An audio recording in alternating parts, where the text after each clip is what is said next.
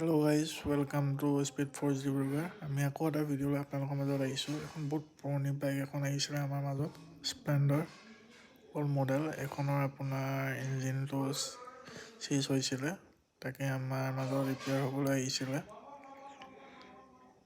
চাওঁ আহক ৰিপেয়াৰ কৰা কেনেকৈ কি ৰিপেয়াৰ কৰিছে।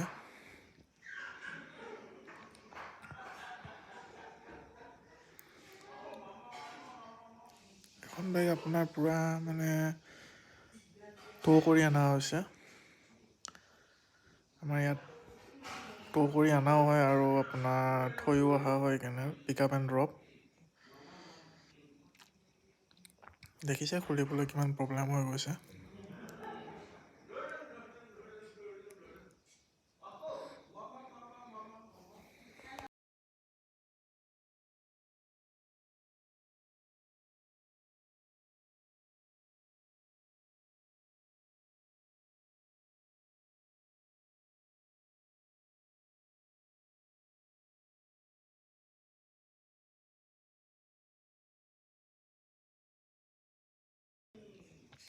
আৰু এখন স্কুটি আহিছিলে আমাৰ মাজত, এখন আপোনাৰ বেটেৰী ৰিপ্লেচমেণ্ট কৰা হৈছে।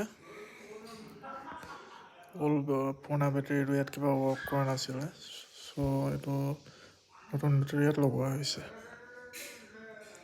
আৰু ভিডিঅ'টো আপোনালোকে আগলৈকে চাই থাকক, ভাল পালে লাইক কমেণ্ট শ্বেয়াৰ কৰি দিব।